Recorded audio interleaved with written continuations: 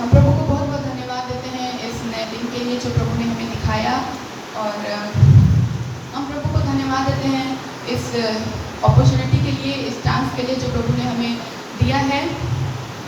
हम प्रभु को बहुत बहुत धन्यवाद देते हैं, हम दिल से धन्यवाद देते हैं सारी बातों के लिए। आज हम सोचे कि आज हम ये सीखें कि हम डर पे कैसे विजय को प्राप्त करें। हमारे लिए बहुत ज़रूरी है, क्योंकि हम इंसान हैं, हम बहुत जल्दी डर जाते हैं किसी भी बात के लिए।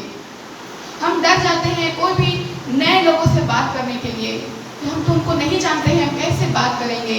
हम डर जाते हैं अपनी पढ़ाई में, अपने एग्ज़ाम को लेके, हम डर जाते हैं अपने जॉब को लेके, कई चीज़ों के लिए हम डर जाते हैं। हम डर जाते हैं कि हम कहीं मर ना जाएं। हम इसलिए भी डर जाते हैं कि अगर हमें जैसे कि प्रभु का सुसमाचार देना हो, तो हमारे मन में ऐसा होता है कि जब आप स्टार्ट करते हैं कोई भी चीज़ को, तो सबसे पहले डर आ जाता है कि नहीं, तुमको शैतान ऐसा काम करने लगता है कि तुमको डरना है। वो ऐसा हमारे माइंड में खेल खेलने लगता है कि हम डरने लगते हैं। और हम जानते हैं कि प्रभु का सुसमाचार सुनाना बहुत इम्पोर्टेंट है, प्रार्थना करना बहुत इम्पोर्टेंट है, प्रभु की सेवकाई करना बहुत इम्पोर्टेंट है, लेकिन हम स्टार्ट करने के लिए ही पहले ही हम डर जाते हैं। और ऐसे भी हैं कि जब हम अकेले रहते हैं, अंधेरे में रहते हैं, कोई भी हमारे साथ नहीं रहता है, तो हमारा माइंड ऐसा काम करने लगता है कि देखो वहाँ पे कोई होगा, कोई हमें खींच ना ले, कोई हमें पकड़ ना ले। इस चीज़ के लिए भी डर लगता है। बच्चे बखूबी समझते होंगे, और बड़े लोग भी यहाँ तक कि समझते हैं कि जब वो अकेले होते हैं, अंधेरा होता है या फिर रोशनी भी होती है लेकिन अकेले होते हैं, तो कैसे शैतान उन लोग के माइंड में खेल खेलने लगता है, और उन लोग की सोच में ही ऐसा आने लगता है कि वो डरने लगते हैं कि अरे उस कोने में कोई होगा, अरे वहाँ पे कोई होगा, अरे कोई खींच रहा है, कोई बुला रहा है, अभी सफ़ेद साड़ी में कोई आएगा। ये भी एक डर है। कई तरह का डर है जो हमारे जीवन में है। सच बोलने के लिए हम डरते हैं, हम सच्चाई का साथ देने के लिए डरते हैं, हम डरने लगते हैं, प्रभु की सेवकाई करने के लिए डरने लगते हैं। कई ऐसी बातें हैं जिससे हम डरने लगते हैं। तो हमें जानना है कि ये डर पहले आया कहाँ से। जैसा कि आप जानते हैं कि शैतान कभी भी नहीं चाहता कि हम प्रभु में आगे बढ़े, तो वो शुरू से ही खेल खेलने लगता है। जब से हम पैदा होते हैं, जब से हम माँ के पेट में ही आए रहते हैं, जब हम पैदा होते हैं, तो शैतान उसी समय से अपनी चालों को सोचने लगता है कि अच्छा ये करेंगे तो ये होगा, ऐसा करेंगे तो वो डरेगा, ये इसको इस चीज़ के लिए उसके वीक पॉइंट को, उसके कमज़ोर पॉइंट जो होता है, जहाँ पे वो बहुत कमज़ोर है, वहाँ पे वो पूरा खुरेदना शुरू करता है कि यहीं से इसको डर लगता है, यहीं पे हम खेल खेलेंगे। इसको डर लगता है वचन सुनाने में, तो चलो हम अब खेल खेलते हैं कि इसके मन में इतना डर भर दे, इस सोच में इतना डर भर दे कि ये वचन ही ना सुनाए। वो ये सोचे कि जब डर लग रहा है तो वो ये सोचने लगेगा कि अरे कहीं मैं कुछ गलत ना बोल दूँ, किसी को कोई ठेस ना पहुँच जाए, मैं घबरा ना जाऊँ। तो वहाँ से वो मतलब कई तरह के हैं। शैतान जब से हम पैदा होते हैं तब से वो चालें चलने लगता है, और हम चांस देते रहते हैं, शैतान को देते रहते हैं कि अच्छा बेटा तुम मेरे दिमाग के साथ खेलते रहो, मेरे मन के साथ खेलते रहो, ये तुम्हारा है। हम देते रहते हैं अपने जीवन को, हम शैतान की ओर बढ़ते रहते हैं, बढ़ते रहते हैं, बढ़ते रहते हैं। हम जब बच्चे रहते हैं, हमें उसी टाइम से सीखना है कि हमें कैसे शैतान की क्रिया से, हमें शैतान की चालों से बचना है। तो जैसा हम जानते हैं कि जब हम सबसे वीक रहते हैं, तभी हमें शैतान सोचता है कि अच्छा ये इसका वीक पॉइंट है, ये इससे ये डरता है, इसी से हम इसको डराएंगे। लेकिन प्रभु यीशु का वचन बतलाता है कि जो तुम्हारा वीक पॉइंट है, जिससे तुमको डर लगता है, उसी से तुमको सामर्थ मिलेगा। तुम्हारा वीकनेस ही तुम्हारी स्ट्रेंथ बनेगी, तुम्हारा जो कमजोर पॉइंट है उसी से तुम्हें सामर्थ मिलेगा। हम प्रभु के वचन को देखेंगे, इसके लिए 2 कोरिन्थियों 12 का 9 और 10।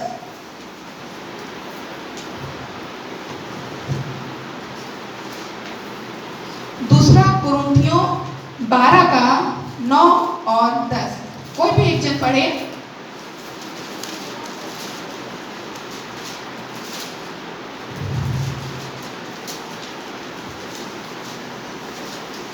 पर उसने मुझसे कहा, मेरा अनुग्रह तेरे लिए बहुत है, क्योंकि मेरी सामर्थ निर्बलता में सिद्ध होती है। इसलिए मैं बड़े आनंद से अपनी निर्बलताओं पर घमंड करूंगा कि मसीह की सामर्थ मुझ पर छाया करती रहे। यहाँ पर क्या लिखा है कि अपनी निर्बलताओं पर मैं घमंड करूंगा कि मसीह की सामर्थ मुझ पर छाया करती है। आगे 10 वचन। इस कारण मैं मसीह के लिए निर्बलताओं में और निंदाओं में और दरिद्रता में और उपद्रव में और संकटों में प्रसन्न हूँ, क्योंकि जब मैं निर्बल होता हूँ तभी बलवंत होता हूँ। यहाँ पे जैसे 10 में लिखा है कि जब मैं निर्बल होता हूँ तभी मैं बलवंत होता हूँ।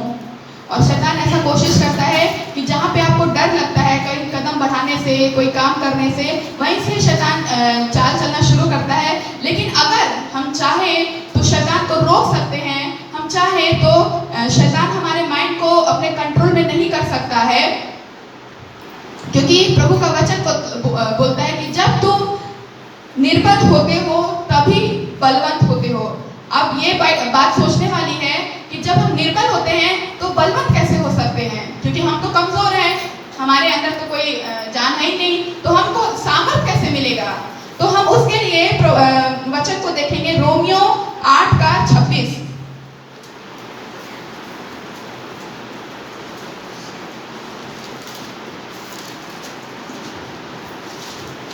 रोमियो 8 का 26।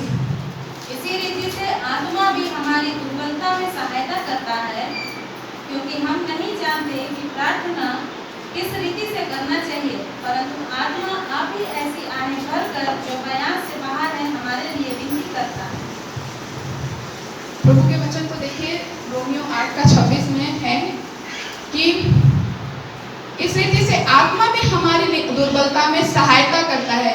जब हम दुर्बल रहते हैं, जब हम कमजोर रहते हैं, तो आत्मा ऐसा काम करता है कि वो हमारी निर्बलताओं में भी सामर्थ्य देता है। तो वो आत्मा क्या है? वो प्रभु का आत्मा है। अगर हम प्रार्थना करेंगे, जब हम डरते हैं, जब हम किसी भी चीज से डरते हैं, तो हम जब प्रार्थना करेंगे आहें भर भर के कि हमें डर लग रहा है प्रभु यीशु, और वो ऐसा समय होता है कि प्रभु यीशु मसीह उस समय ऐसी सामर्थ्य से भर देता है, क्योंकि उसके बेटे और उसकी बेटी उसके पास आते हैं और बोलते हैं कि प्रभु यीशु मुझे डर लगता है, मुझे आप सामर्थ दीजिए। और वो अपनी आत्मा को भरते हैं, अपनी पवित्र आत्मा को देते हैं, ताकि हमें डर न लगे। वो आए भर भर के हम ऐसी प्रार्थना करते हैं। जब हम नहीं डरते हैं, ऐसे नॉर्मल रहते हैं, तब आप प्रार्थना करें तो वैसे दर्द नहीं निकलेगा। लेकिन जब आप डरते हैं किसी भी चीज को करने के लिए, कोई भी चीज के लिए, चाहे जैसा भी डर हो, आप जब वो करने के लिए करते हैं, तो प्रभु यीशु मसीह अपनी सामर्थ से भरते हैं और सहायता करते हैं कि उस डर को ओवरकम करें, और अपनी आत्मा को देते हैं, क्योंकि वही हमारे दुर्बलताओं को अपनी सामर्थ में बदलता है।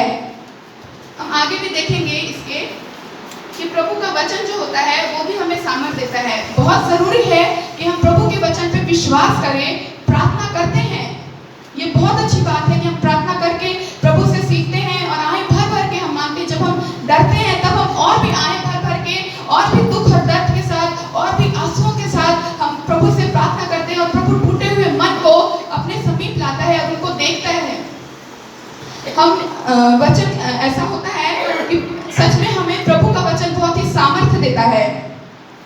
और बाइबल में कई सारे ऐसे वचन हैं जो हमें डर को विजय प्राप्त करने के लिए सिखाते हैं।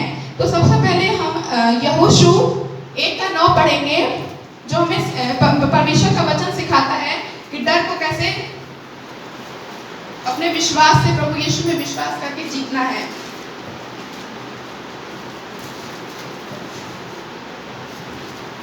यहोशू 1 का 9।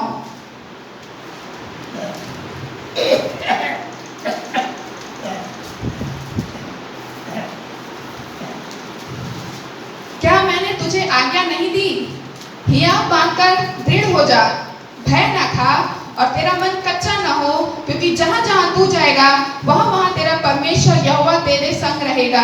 यह वचन कितनी अच्छी तरह से हमें बतलाता है कि मैंने तुम्हें आज्ञा दी है कि नहीं डरना है किसी भी चीज के लिए, प्रभु के वचन को सुनाने के लिए, प्रार्थना करने के लिए, अच्छे काम करने के लिए, कोई भी नए लोगों से मिलने के लिए, कोई भी अगर हम अंधेरे में रहते हैं, अगर अकेले रहते हैं, तो किसी भी चीज में डरने के लिए प्रभु यीशु बोलते हैं भय ना खा और दृढ़ हो जा, और तेरा मन कच्चा ना हो। जहाँ जहाँ तू जाएगा वहाँ वहाँ तेरा परमेश्वर यहोवा तेरे संग रहेगा। तो हमें डरने की क्या जरूरत है, क्योंकि प्रभु यीशु मसीह शैतान को भी जीत लिया है, शैतान को हरा दिया है और इस संसार को जीत लिया है। और हम ऐसा और भी वचन देखते हैं, व्यवस्था विवरण 31, 6 और 8 वचन। व्यवस्था विवरण 31, 31, 6 और 8।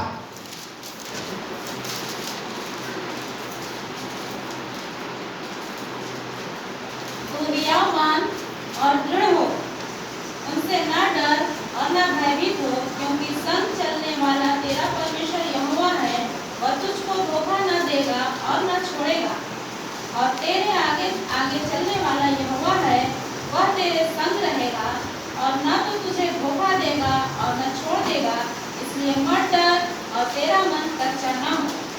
प्रभु का वचन कितनी अद्भुत रीति से बतलाता है कि हियाव को बांध, दृढ़ हो जा। यहाँ पे बोलता है कि मत डर, डरने की कोई जरूरत नहीं है, भय खाने की कोई जरूरत नहीं है, क्योंकि जब परमेश्वर यहोवा तेरे संग है।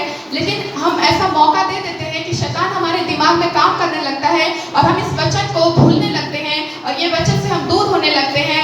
ऐसा दूर होने लगते हैं कि हम शैतान को आमंत्रित कर देते हैं कि हाँ, तुम मेरे सोच के साथ खेलो, मेरे मन के साथ खेलो। लेकिन प्रभु का वचन बोलता है कि मैं तेरे संग हूँ, तेरा मन कच्चा ना हो, मैं तुझे कभी भी नहीं छोड़ूंगा, तुझे कभी भी धोखा ना दूंगा।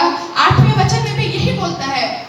जब प्रभु बार बार बोल रहा है और प्रभु का बहुत जरूरी है कि हम प्रभु के वचन पे विश्वास रखें, हम प्रार्थना करें। हमें जिस भी चीज के लिए डर लगता है, प्रभु से बोले हमें ये डर लगता है, बस एक बार तो विश्वास रखो, मैं तुम्हें उस डर से निकालूंगा। हम मरकुस 5:36 देखेंगे, जिसमें प्रभु बोलता है कि मत डर, बस मुझ पर विश्वास कर। हम मरकुस 5:36, मरकुस 5:36 पढ़ेंगे।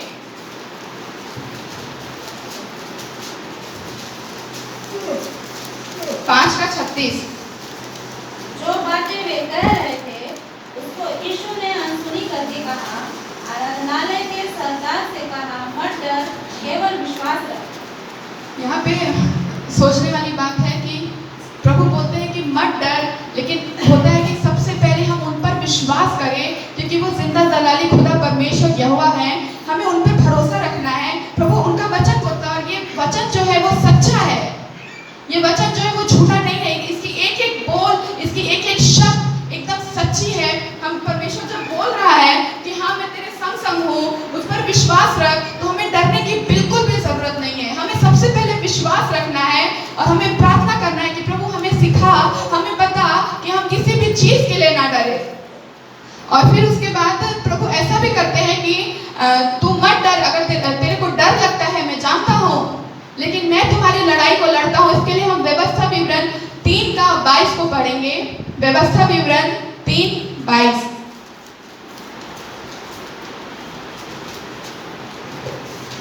उनसे न डरना, क्योंकि जो तुम्हारी ओर से लड़ने वाला है वह तुम्हारा परमेश्वर यहोवा है। लिखा है उससे ना डरना, क्योंकि जो तुम्हारी ओर से लड़ने वाला है वो तुम्हारा परमेश्वर यहोवा है। और हमें सच में क्या चाहिए कि जब प्रभु यीशु मसीह हमारे साथ है, हमारा परमेश्वर हमारे साथ है, हमारा यहोवा हमारे साथ है, तो हमें डरने की क्या जरूरत है। प्रभु बोलता है कि बेटा बेटी, तुम मुझ पर विश्वास रखो, मेरे बेटे और बेटी, मैं तुम्हारी लड़ाई लड़ूंगा, मैं लड़ने के लिए तैयार हूँ। वो आज तक हमें बचाते हैं। वो क्रूस पर अपने आप को बलिदान दिए ताकि हम बचाए जाए, लेकिन आज भी वो हमेशा हमको बचाते हैं। वो कहते हैं कि बेटा एक बार तो मुझ पर विश्वास करके देखो, मैं तुम्हें बचाऊंगा, बस कह के तो देखो। क्योंकि प्रभु इतना प्रेम करता है कि वो चाहता है कि मेरे बेटे और बेटी मुझसे बातचीत करें, मुझसे अपना दर्द शेयर करें, मुझे बोलने पर कि पिता मुझे डर लग रहा है, मुझे आप प्लीज संभालिए, मैं इस डर को ओवरकम करना चाहता हूँ, मैं इस डर पे विजय प्राप्त करना चाहता हूँ, आप मुझे सिखाइए। क्योंकि मुझे पता है कि जब मैं आपके पास आया हूँ तो मुझे कहीं और जाने की जरूरत नहीं है। और फिर ऐसा लिखा है कि यहोवा हमें हमेशा संभाले रहता है। ये वचन भी हम पढ़ेंगे यशाया 41:10, यशाया 41 उसका 10। मत डर, क्योंकि मैं तेरे संग हूँ, इधर उधर मत ताक, क्योंकि मैं तेरा परमेश्वर हूँ। मैं तुझे दृढ़ करूँगा और तेरी सहायता करूँगा। अपने धर्म दाहिने हाथ से मैं तुझे संभाला रहूँगा। प्रभु का वचन बोलता है मत डर। कई बार ऐसे बाइबल में जब आप पढ़ेंगे तो बहुत से ऐसे वचन हैं जहाँ पे वो बोलते हैं मत डर, मत डर, मत डर। बार बार वो बोलते हैं मैं तेरे संग हूँ, मैं तुझे कभी भी धोखा नहीं दूंगा। दूंगा, मैं तुम्हें कभी भी नहीं छोड़ूंगा। उनका वचन बोलता है कि इधर उधर मत डर। हम जब डरने लगते हैं तो उस पे भरोसा करने लगते हैं, इस पे भरोसा करने लगते हैं, हम आराम से अपने आप को किसी और को सौंप देते हैं और फिर हम प्रभु से दूर हो जाते हैं। लेकिन प्रभु यीशु का वचन बोलता है इधर उधर मत डर, क्योंकि मैं तेरा परमेश्वर हूँ, मैं तुझे दृढ़ करूंगा और तेरी सहायता भी करूंगा। जब प्रभु बोल रहा है, जब प्रभु का वचन बोल रहा है, तो हमें सच में डरने की जरूरत नहीं है।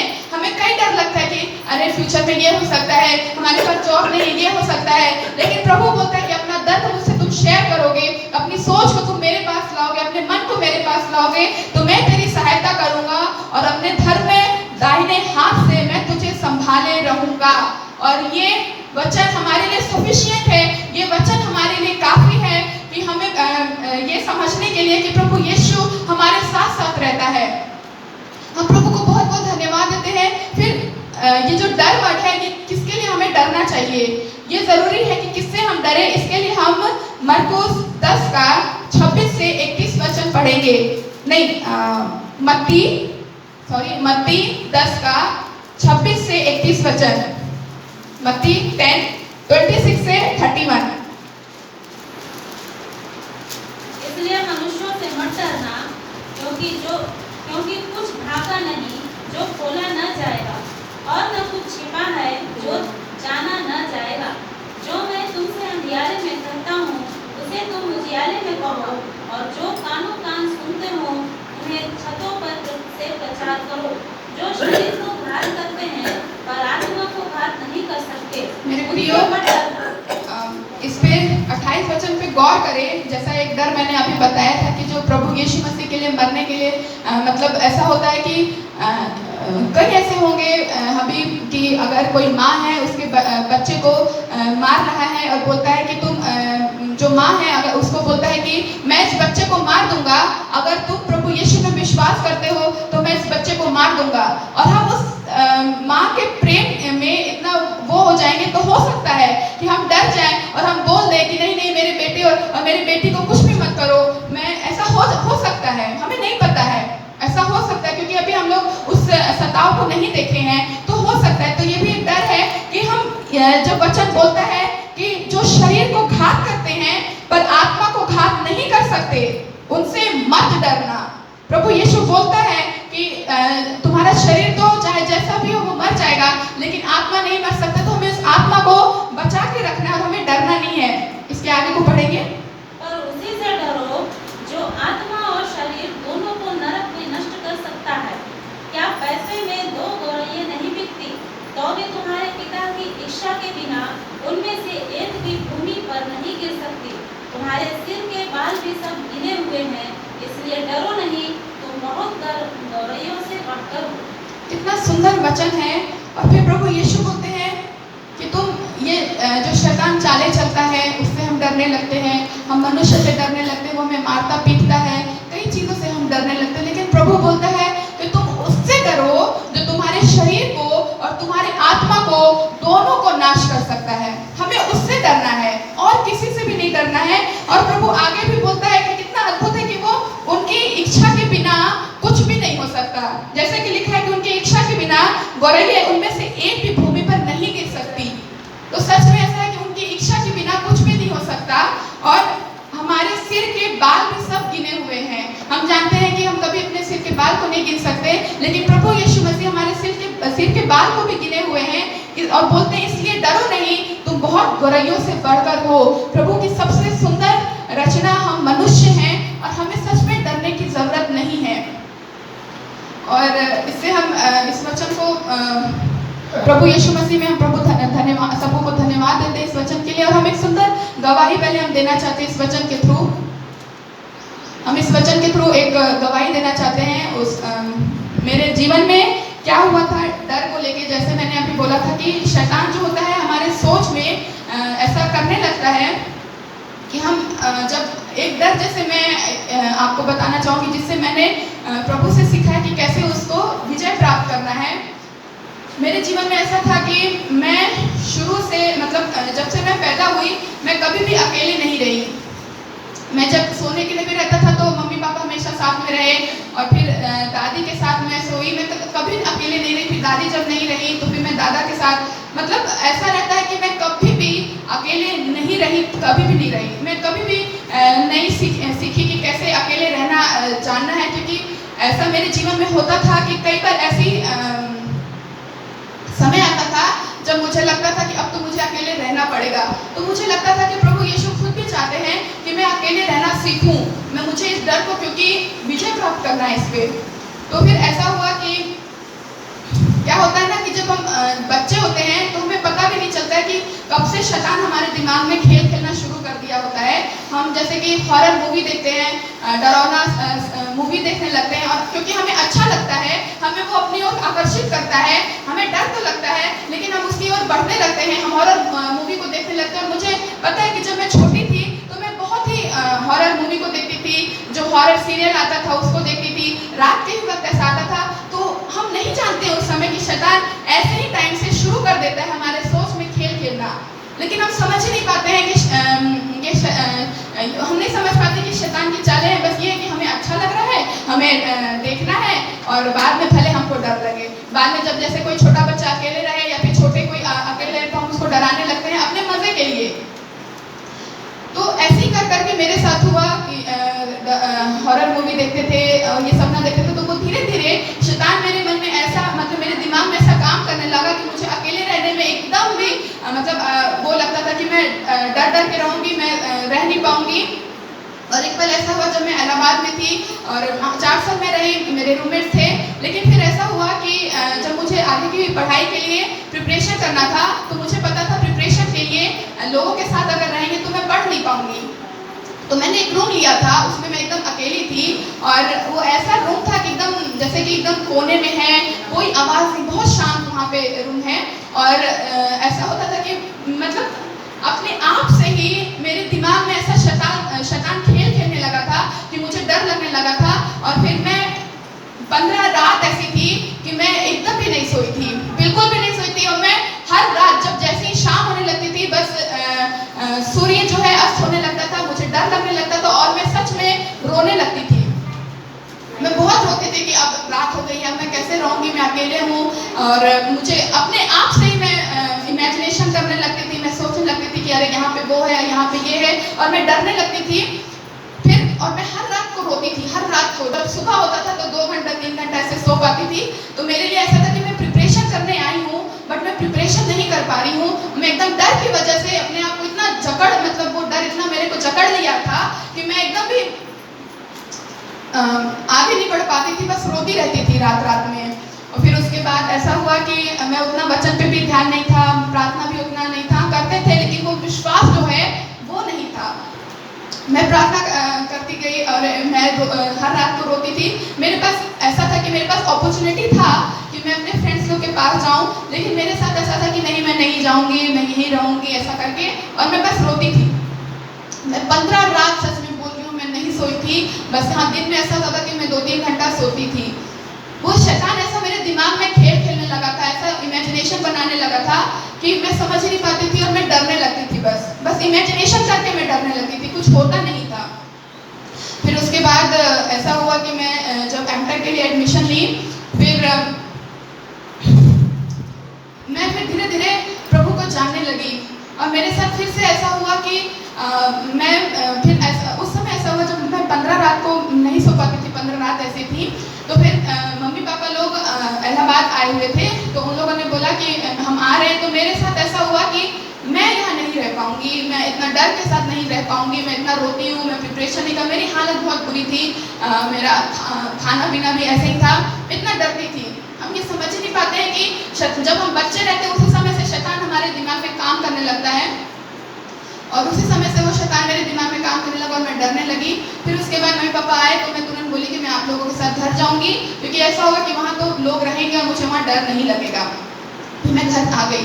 फिर उसके बाद जब मैं एमटेक में जब एडमिशन हुआ तो मैं एमटेक में फिर इलाहाबाद गई। तो वहाँ पे ऐसा हुआ कि मैं अपनी फ्रेंड के साथ रूम में रहती थी, क्योंकि मेरे को रूम नहीं मिला था। मैंने मिड में एडमिशन लिया था, तो उस समय रूम मिलना बहुत मुश्किल था। तो मैं ऐसा था कि मैं अपनी फ्रेंड से बात करूँगी, फिर रूम देखूँगी, फिर मैं चली जाऊँगी। तो उस समय ऐसा हुआ कि मेरी फ्रेंड भी बोली कि मैं घर जा रही हूँ, और उस समय फिर ऐसा था कि मुझे फिर अकेले रहना पड़ता। मैंने प्रार्थना करना शुरू किया, मैं वचन को पढ़ना शुरू की, मैं वचन पे विश्वास करना शुरू की। मैं बोली कि नहीं यीशु मसीह, आप जब चाहते हैं, बार बार आप मुझे ये चुनौती मिल रही है कि मुझे इस समय मिल रहा है कि मुझे अकेले रहना है क्योंकि आप सिखाना चाहते हैं, तो मैं बिल्कुल भी नहीं डरूंगी। मैं अपना कदम जो है मैं आपकी ओर बढ़ाऊंगी, मैं आप पे विश्वास करूंगी और मुझे पता है आप जब मेरे साथ हैं तो मुझे बिल्कुल भी डर नहीं लगेगा। मेरा ये जो दिमाग है इसको भी कंट्रोल आप करिए मेरे प्रभु यीशु, कि मैं बिल्कुल भी नहीं डरूंगी। और ऐसा हुआ था कि 6 रातें ऐसी थी कि मैं बिल्कुल भी नहीं डरी और मैं बहुत ही आनंद के साथ रहती थी, प्रभु के साथ समय बिताती थी। और सच में वो मेरे लिए बहुत ही अलग था। मैं वो 15 रातें एकदम भी नहीं सो पाती थी, रोती रहती थी। फिर इधर 6 रातें ऐसी थी कि मैं बिल्कुल भी नहीं रोई, मैं एकदम आराम से आनंद के साथ रहती थी। फिर उसके बाद ऐसा हुआ कि ऐसा होता है ना कि आपके जीवन में जब कोई चुनौती रहती है, अगर वो चुनौती को आप पूरी तरह से ओवरकम ना कर पाए, उस विजय को प्राप्त ना कर पाए, तो वो बार बार चुनौती आपके जीवन में आती है। तो फिर से मेरे जीवन में आई जब मैं अपना हॉस्टल मुझे मिल गया था। तो ऐसा हुआ कि कोई भी हॉस्टल में नहीं था, बस मैं थी अकेले अपने रूम में और मेरे सामने में 2 साउथ की लड़कियां थी और मेरे पूरे फ्लोर में कोई भी लड़कियां नहीं थी। और ऐसा था कि कोई भी नहीं है और मैं कैसे रहूंगी वो वाला चीज़ था। और बस वो दोनों लड़कियां थी, उन लोग से मेरी उतनी बातचीत नहीं। तो एक तरह से बोला जाए तो मैं पूरे फ्लोर में अकेली थी पूरी तरह से। फिर मैं बोली कि मैं बिल्कुल भी नहीं डरूंगी और मैं आनंद के साथ मतलब थी कि कोई बात नहीं, मतलब मैं नहीं डरूंगी, बिल्कुल भी नहीं डरूंगी, आराम से रहूंगी। और सच में प्रभु यीशु मसीह मुझे बिल्कुल भी नहीं डरने दिए। हमें प्रियो, मेरे लिए हम लोग सबके लिए बहुत ज़रूरी है कि हम ये चीज़ समझें कि हमें बिल्कुल भी नहीं डरना है। हमें एक बार विश्वास रखना, जैसा मरकुस 5 में लिखा है कि प्रभु बोलता है कि मत डर, बस मुझ पर विश्वास रख। हमें सच में विश्वास करना, प्रार्थना करना है और खुद ब खुद प्रभु यीशु ऐसे सामर्थ देता है, ऐसा काम करता है कि आपको आराम से रहने देता है और उस डर को आप ओवरकम कर सकते हैं, उस डर पे आप विजय प्राप्त कर सकते हैं। ये बहुत ही बहुत लोग के लिए होगा कि कुछ ऐसी बातें फालतू लगेगी कि अरे ये क्या डरने वाली बात है, लेकिन ऐसा होता है। सच में मेरे प्रिय, ऐसा होता है कि हम छोटे से ही डर के साथ रहते हैं, हॉरर मूवी देखते हैं, सीरियल देखते हैं और तब से शैतान हमारे दिमाग में काम करने लगता है और हम सोचते भी नहीं है कि शैतान हमारे दिमाग में काम करने लगा। लेकिन जब आप अपना जीवन पूरी तरह से प्रभु यीशु को देते हैं, अपना जीवन आप प्रभु यीशु पे विश्वास करके देते हैं कि मुझे पता है प्रभु यीशु आप मेरे संग हैं, मुझे बिल्कुल भी आप धोखा नहीं देंगे, आप मुझे कभी भी नहीं छोड़ेंगे। हाँ मेरे प्रभु यीशु मसीह, आप बोलते हैं कि तुम डरो तो सिर्फ मुझसे डरो क्योंकि मैं शरीर और आत्मा दोनों को नाश कर सकता हूँ। तो हमें सिर्फ प्रभु यीशु से डरना है। और ऐसे ही मैं करके सीखी और मैं बहुत ही आनंद के साथ रही। तो मैं सच में ये चाहती हूँ कि आप लोग सभी भी एक निर्णय ले, डिसीजन ले कि हमें डर के साथ रहना है। कोई भी डर हो, चाहे जैसा भी डर हो। जैसे एक डर मेरे साथ था और फिर प्रभु ने मुझे बहुत ही अद्भुत रीति से मुझे सिखाया कि उस डर को तुम्हें नहीं मतलब अपने आप को हावी नहीं होने देना, उस डर पे तुम्हें उस डर पे विजय प्राप्त करना, उसको काबू करना है। और प्रभु यीशु ने सच में मुझे सिखाया और मैं बहुत ही आनंद के साथ रही, बहुत ही मजे के साथ रही, प्रभु यीशु के साथ अपने समय को बिताई। तो हम चाहते हैं कि आप सभी भी निर्णय लें कि आप उस डर के साथ रहना चाहते हैं, अपना जीवन डर को देना चाहते हैं कि पूरे फेथ के साथ रहना चाहते हैं। तो आइए हम सभी प्रभु यीशु अपने आप को सौंपने पाए और प्रार्थना करने पाए। हमारे लोग अपने अपने मुंह को खोलने पर प्रभु यीशु को धन्यवाद देने पाए हर एक बात के लिए। मेरे राजा, हमें पता है प्रभु यीशु कि पिता परमेश्वर, हमें जो डर लगता है मेरे राजा, वो डर इतना हमारे अंदर आ जाता है कि हम एकदम जकड़ने लगते हैं अपने आप में ही पिता परमेश्वर, और हम उस डर से बाहर नहीं देख पाते हैं। लेकिन हमको उस डर को ओवरकम करना है, हमें उसमें विजय प्राप्त करना है प्रभु यीशु के नाम से। और सच में ऐसा है कि अगर तुम मुझ पर विश्वास रखोगे, हाँ तो मैं तुम्हें संभाले रहूंगा, मैं तेरे संग रहूंगा। उनका वचन सच्चा है मेरे प्रियो। प्रभु पे ये विश्वास करने पाए और हम हर एक बात के लिए धन्यवाद देने पे, और हम आज से ये कहने पे कि हमें डर के साथ नहीं रहना है। हमें अभी से ही प्रभु यीशु में तैयार अपने आप को करना है। अभी भी लेट नहीं हुआ है, अभी भी कोई देर नहीं हुआ है, अभी भी हमारे पास समय है। हमें अपने आप को पूरी तरह से प्रभु यीशु को सौंपना है, पूरे विश्वास के साथ, पूरे संयम के साथ, क्योंकि प्रभु यीशु ने हमें डर की आत्मा नहीं दी है। हमारे प्रभु यीशु मसीह ने हमें पावर की आत्मा दी है, शांति की आत्मा दी है, संयम की आत्मा दी है, सेल्फ कॉन्फिडेंस की आत्मा दी है। हम प्रभु यीशु को धन्यवाद देने पर कोई भी एक जन प्रार्थना करने पाए, जिसको भी आत्मा अगुवाई कर रहा हो कि हमें इस वचन से हमने क्या सीखा और प्रभु यीशु हमें क्या बताना चाहते हैं, और छोटी छोटी बात से ही हमें प्रभु यीशु में आगे बढ़ना है, अपने अपने स्टेप को लेना है, हमें बस विश्वास करना है। कोई भी एक जन प्रार्थना करे।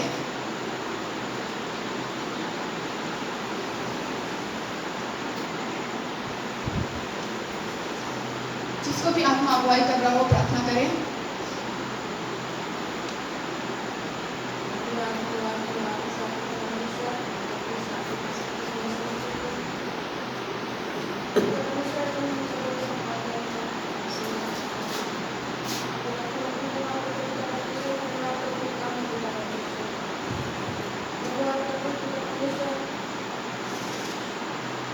जो हमारे साथ पिता परमेश्वर आप हमारे बीच में परमेश्वर आपकी अगुवाई से द्वारा पिता परमेश्वर ये प्रार्थना में चलाया जा रहा है, जो चल रहा है पिताजी। और पिता तुम्हें आशीष को भर दिया है यीशु, एक एक को तेरे हाथ में सौंप दो पिता परमेश्वर, अपनी सामर्थ्य से पिता परमेश्वर भरिए पिता परमेश्वर। ओ जिसे धन्यवाद, हालेलुया हालेलुया हालेलुया यीशु। ओ पिता परमेश्वर पुकारी है, दयालु को परमेश्वर है पिता परमेश्वर, तो दया करने वाला है, नम्र दीन है पिता परमेश्वर। ऐसे ही हम लोग की जिंदगी में पिता परमेश्वर कार्य करने पाए पिता परमेश्वर। जरूर है पिता परमेश्वर कि हम डर जाते हैं पिता परमेश्वर, कोई भी काम से पिता परमेश्वर, छोटे हो या बड़े हो पिता परमेश्वर, शैतान अपनी ओर खींचते चला जाता है पिता परमेश्वर। लेकिन पिता परमेश्वर आप हमको ताकत देते हैं, बल देते हैं यीशु। वो पिता परमेश्वर अपने योग बनाना चाहते हैं पिता परमेश्वर, लेकिन हम बनना नहीं चाहते पिता परमेश्वर। प्रार्थना नहीं करते हैं पिता परमेश्वर, सचमुच पिता परमेश्वर दिखावटी है पिता परमेश्वर। होने दे पिता परमेश्वर, आज से एक नया जीवन जीने के लिए हम लोग आप जिम्मेदारी को बैठाए पिता परमेश्वर। अपने मन को साफ करें और पवित्र कर पिता परमेश्वर। दिखावटी नहीं, हम मनुष्य को नहीं पिता परमेश्वर, लेकिन आपको दिखाने वाले होने पाए, क्योंकि आप अगर हमारे साथ है तो कुछ नहीं हो सकता यीशु। मनुष्य मेरा कुछ नहीं कर सकता पिता परमेश्वर, लेकिन आपके डर और भय में होकर हम लोग अपना जीवन को व्यतीत करने वाले होने हैं पिताजी। और पिता परमेश्वर यहाँ पर तेरी उपस्थिति चाहते हैं पिता परमेश्वर। हम जानते तेरी उपस्थिति है यीशु, और एक एक लोग को तेरे हाथ में सौंपे, लहू में छिपाइए पिता परमेश्वर। वो यीशु धन्यवाद करते पिता परमेश्वर, तूने ताकत बल दिया, दास तो नहीं पिता परमेश्वर, लेकिन हम जानते यीशु तेरी उपस्थिति में यहाँ पूरी टाइम में रहा यीशु। आपको लाखों लाख धन्यवाद देते पिता परमेश्वर। जितने लोग भी पिता परमेश्वर यहाँ पर आए हुए हैं, एक एक लोग तेरे हाथ में सौंप देते यीशु। वो अपने पवित्र आत्मा से अभिषेक उनको कार्य करने पाए पिताजी। ओ पिता परमेश्वर धन्यवाद करते सामर्थ्य से भरिए पिता परमेश्वर, चमत्कार को दिखाइए यीशु। धन्यवाद करते पिता परमेश्वर। एक एक लोग को जो यहाँ पर आए यीशु, एक एक परिवार को भी तेरे हाथ में सौंप देते पिता परमेश्वर, छोटे से लेकर बड़े को लग यीशु। और पिता परमेश्वर धन्यवाद करते हैं, आशीष से भरिए यीशु। एक एक लोग को तेरे हाथ में सौंप, लहू में छिपाइए, अपने अगुवाई में लिए चलिए यीशु। अपने दाहिने हाथ से पकड़े रहिए पिता परमेश्वर, अपने घेरे में रखिए पिताजी। धन्यवाद करते हैं पिता परमेश्वर। एक एक लोग के अंदर आपकी उपस्थिति चाहते हैं पिताजी। ओ पिता परमेश्वर, हम बुजुर्ग लोग को तेरे हाथ में सौंपते हैं, दोनों पापा मामा को और लोग जो हैं इस परिवार में पिताजी, एक एक को तेरे हाथ में सौंपते हैं, लहू में छिपाइए यीशु। ओ पिता परमेश्वर उनको चंगाई दे, जबकि पिता परमेश्वर तुमको पृथ्वी पर रखा इस वक्त इतना दिन तक सुरक्षित, तो आगे भी तो पिताजी परमेश्वर रखा यीशु, तुमको स्वास्थ्य भला चंगा रख पिताजी। हम सबको तेरे हाथ में सौंपते हैं पिता परमेश्वर, विशेषकर शाम को तेरे हाथ में सौंपते पिता परमेश्वर। उसको और भी अपनी सेवकाई में अच्छे से इस्तेमाल कर यीशु, ताकि पिता परमेश्वर इस घर के द्वारा, इस परिवार के द्वारा, इस लोग के द्वारा तेरी महिमा होने पाए पिता परमेश्वर। हम धन्यवाद करते पिता परमेश्वर। एक एक लोग को अपने लिए तैयार कर पिता परमेश्वर। हालेलुया। हम छोटे से लेकर बड़े को सबको तेरे हाथ में सौंपते यीशु, सारे परिवार को तेरे हाथ में सौंपते पिता परमेश्वर। यदि जो गलत कुछ आप क्षमा चाहते हैं पिताजी, हर एक को तेरे हाथ में सौंपे, लहू में छिपाइए यीशु, हर अंधकार की शक्ति से बचाइए पिता परमेश्वर। अब क्या मांगे आप हमारे मांगने से पहले जानते हो, देते भी हैं। आप ही के बेटे उद्धारकर्ता यीशु मसीह नाम से मांगते हैं, सुनिए दया से ग्रहण करिए, आमीन।